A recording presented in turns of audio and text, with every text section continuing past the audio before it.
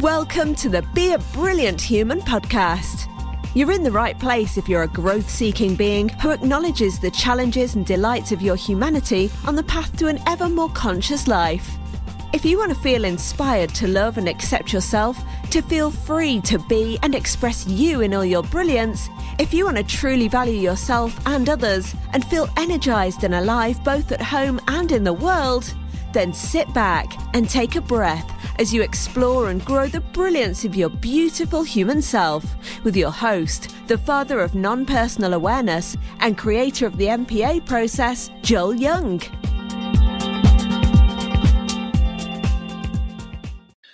Hello, and welcome to the Be a Brilliant Human podcast with me, Joel Young. We are at episode number 23, almost a quarter of a century. Good Lord, how time flies. Today is 6 mindsets to help you get over devastation. And welcome. If you're new here, I'm so glad you found me and you found this podcast. And hello to all my regulars. You know how much I appreciate you taking time in your day to spend it with me. And as always, I hope it offers you value. I'm loving the feedback that I'm getting now. It's good to hear from you. People can get hold of me on social media at Joel Young MPA. For the most part, on the different social media platforms. Do remember, if you're here, to hit that wonderful subscribe button wherever you're listening to this. That means you get notified every time the podcast goes live. And I'm always open to you messaging me with feedback, questions, topics you'd like to cover. If there's anything you want to hear about or want some help with, then just go ahead and ask me. On our website, beabrillianthuman.com, where you'll find the show notes for this show, which will be beabrillianthuman.com/23. There's also a button there you can leave a voice message if you wish to.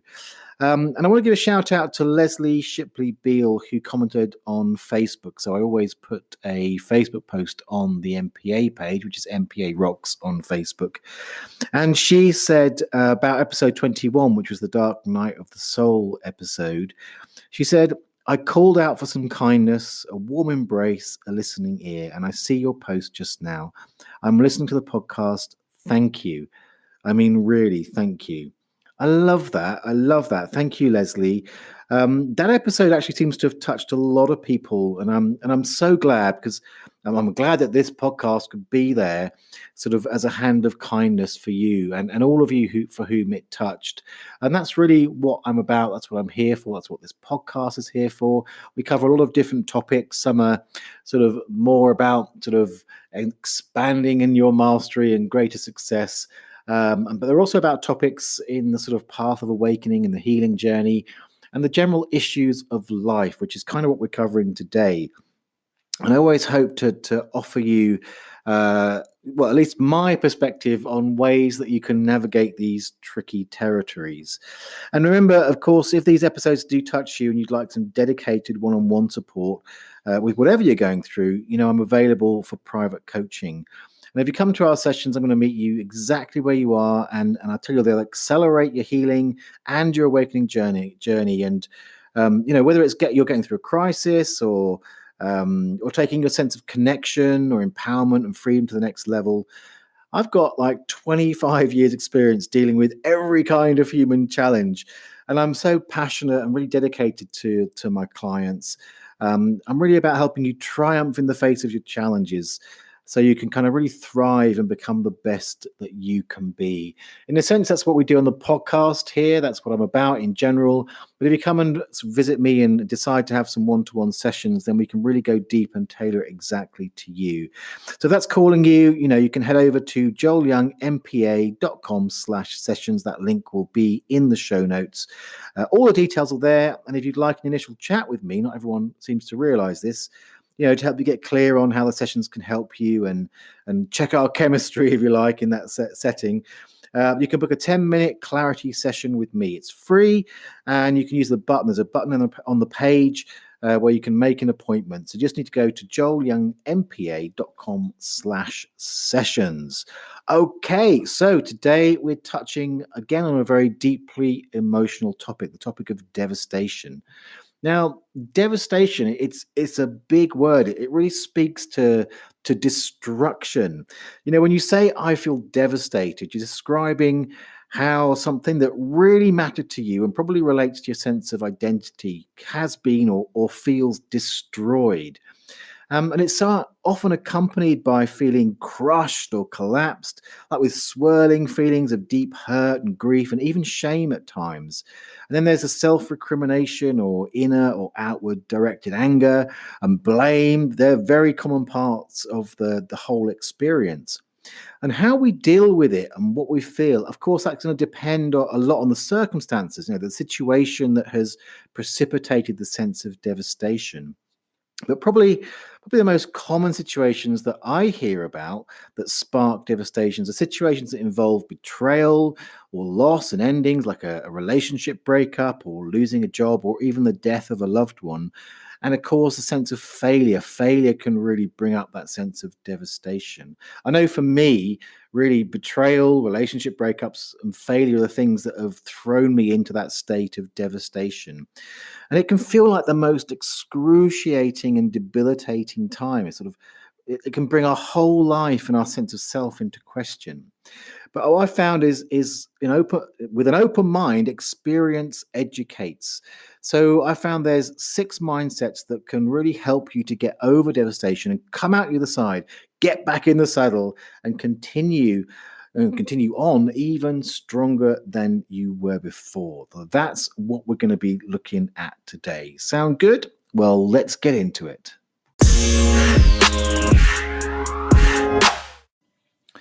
Okay, so the order of these 6 mindsets is no accident. So the first 2 are kind of a big picture, the big picture foundational mindsets or attitudes, you could say, that will truly be your friends if you take them on. And the second 2 deal with more of the self-care aspect of going through it. And the final 2 are more in the kind of moving forward part. So it's a bit like a journey through the process. The foundational ones, then taking care of yourself going through it, and then more thinking in terms of moving forward. So let's kick off with mindset number 1. Mindset number 1 is learning to get through is essential. So what do I mean by that? Well, the truth is setbacks, failures, and devastation are just part of life. So in order to live a full and rich life, in order to grow, it's not only important, it's actually vital that you learn to deal with them. So if you remember, you've been around or you go back to, listen to episode 7, where I talked about how you label your experience impacts you. And I recall the scene from the film Papillon, where the main character used a dramatic shift in his attitude to save his life and survive an ordeal.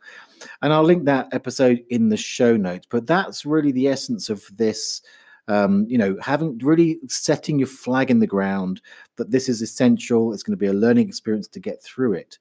So really, and that sort of Papillon shift, if you like, is what this mindset's about. So shifting your attitude to going through devastation and taking it as an essential life skill that you'll get better and better at, because it's an experience you'll likely face throughout your life.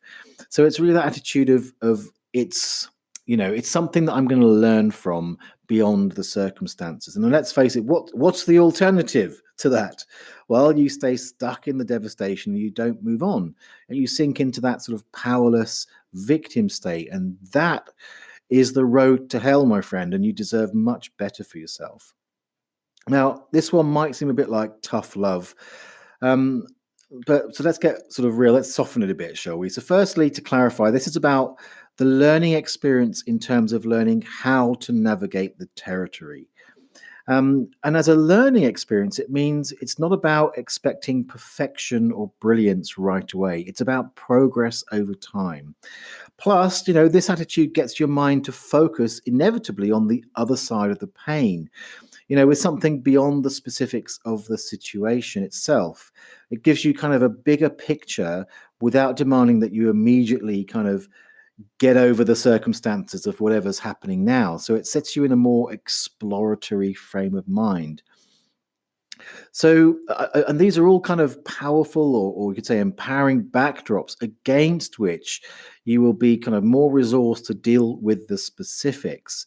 So let's say it's a relationship breakup. I might invoke this mindset by gently saying to myself, I do this a lot, self-talk, but I might say to myself, okay, this is devastating.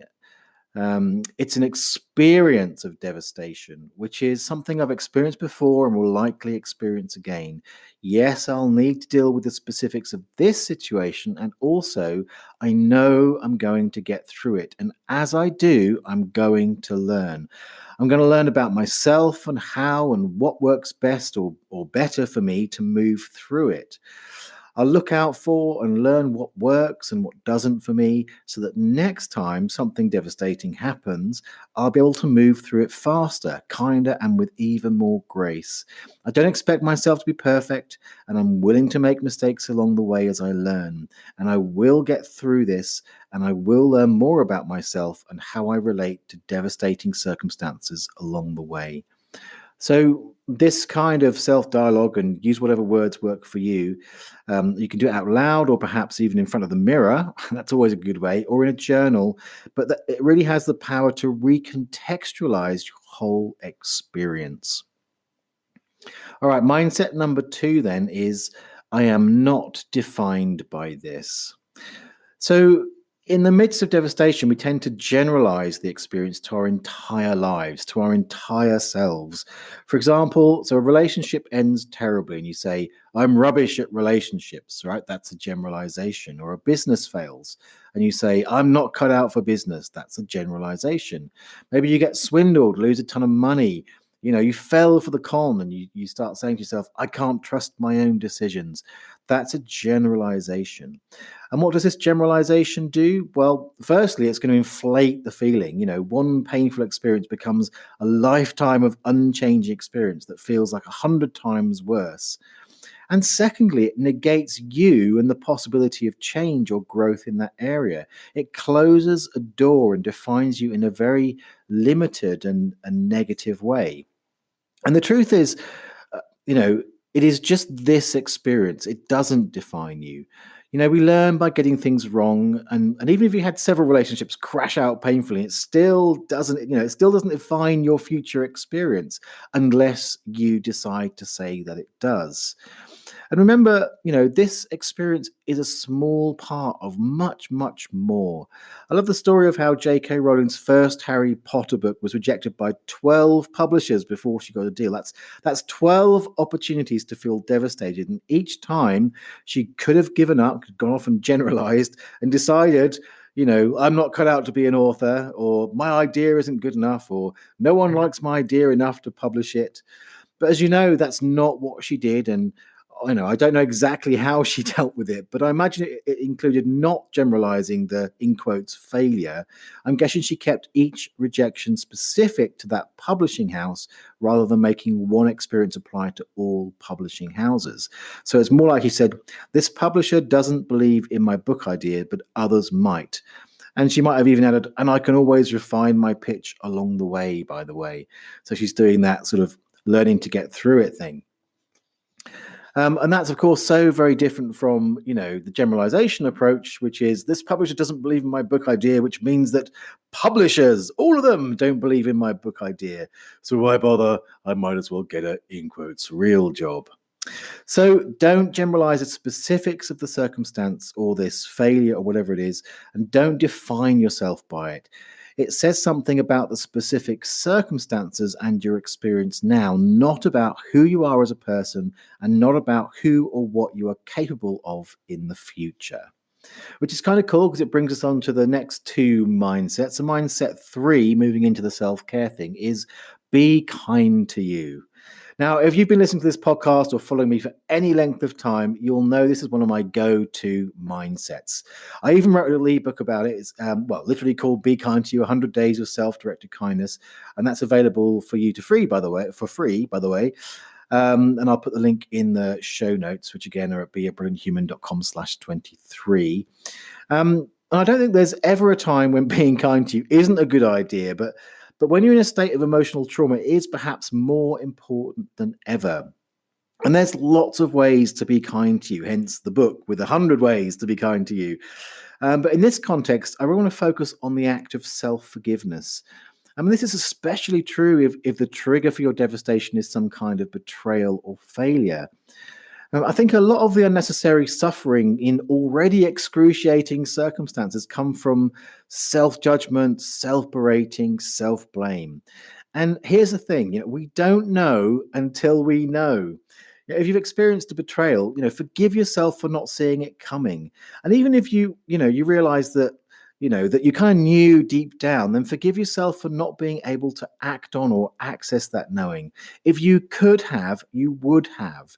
But something at that time stopped you. And that's something that's your work now, not something to berate yourself for. We don't know until we know, and we can't until we can. So forgiveness is about letting go of the past or any power that you've given it. And it frees you up to endeavor to educate yourself and learn so you can meet things in a better way going forward. And whatever the circumstances of your sense of devastation, be kind to you. Forgive yourself for any perceived transgressions and gently encourage yourself to move forward with greater awareness and freedom. And mindset 4, again in the self-care department, if you like, is give yourself space to feel.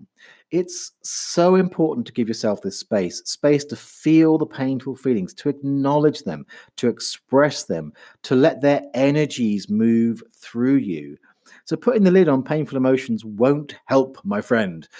It may seem like it works short term, but those emotional energies need to move. When we suppress emotions, they end up coming out in really unhealthy ways, either through the shadow as like passive aggressive or spiky expressions, or even through outward blame or unself-responsible anger. Or they may even run to the body and express as symptoms. So let yourself rage it out, cry it out, feel what you feel. It doesn't have to be logical, rational, or spiritual. In fact, that's just not the nature of emotions. They're raw, they're messy, they're irrational, not creatures of the mind. So again, journaling is your friend here. And if it doesn't seem to pass, journaling will do a lot. But if it doesn't pass, then consider getting some help. Find someone who knows how to hear you and hear your emotions without trying to get you to fix this right away. Or, someone who understands that an emotional expression needs space, validation, and permission. That understands that this is an emotional moment, not again any definition of who you are. So again, find ways to do that. Get help if you need to. So coming on then to mindsets 5 and 6. Now here we're starting to move into the how do you move forward section. So mindset 5 is take practical steps. All right. So whatever the situation, after and often during devastation, there's practical things that need to be attended to. It's not so much the day-to-day domestic stuff I'm talking about here. Obviously, that stuff needs to be handled. It's more the practical steps that put things in place that will support and in some cases protect you going forward. So, for example, if you've been subject to some kind of fraud and lost a lot of money, then things will need to be put in place to best protect you from having it happen again. Perhaps new practices or checks to help you begin to trust again. And then there's those practical steps of letting the relevant people know, like the bank, and seeking out financial help if possible. So, or if it's a failure, then, like not passing an exam, for example, then there are practical things like organizing a reset, planning out what needs to be adjusted so you can pass next time. Perhaps there are, consequences to not passing. Say, if it's relevant to a job promotion, then practical conversations need to be had.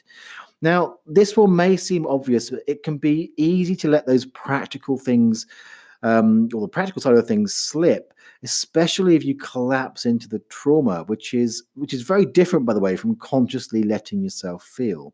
So again, remember to honor the practical things that need to be handled, whatever your situation. And as ever, if it's all too much, reach out for help. Which brings us to mindset number 6, the final mindset, which is consider the bigger lesson. Now, this is the last one for a reason. I talked about this in episode 21, The Dark Night of the Soul, and how it's so important not to rush this one. When it comes to devastation, the same principle applies. Honor the feelings first, and when the dust settles, then is the time to ponder what your soul wished you to learn from this and put some focus into that area. So, when the heat has subsided, you're in a much better place to inquire without emotional bias. In fact, I go as far as to say until the heat has subsided, you're in no place to inquire without emotional bias. However, when you're ready, in order to get the gift of the experience, it's important to ask yourself, what lessons can you take from this? For example, is it about trusting your instincts? Is it about, or does it reveal a family pattern of betrayal, perhaps, if that's the topic? Or is it about boundaries and saying yes or saying no fully and meaningfully? So it could be many things, but with a little meditation or reflection or self inquiry, the signs will come to you. Then you can take the steps to move forward, let go of what no longer serves, learn what you need to learn, and come out the other side stronger than ever.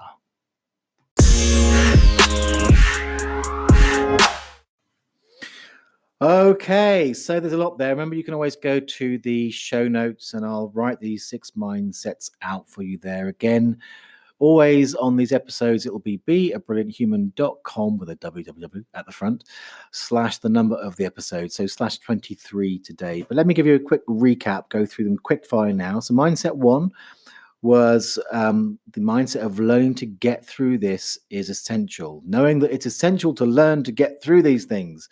And this attitude takes you beyond the specifics of the current situation and puts you in that discovery mode.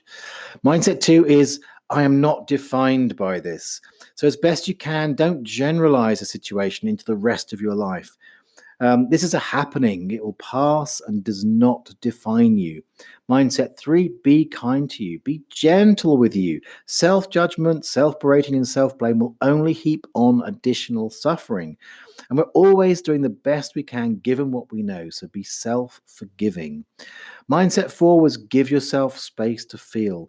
Suppressing your feelings is laying a landmine in your psyche. So get out your journal, seek help, but be sure to feel your feelings and let those emotions move through you.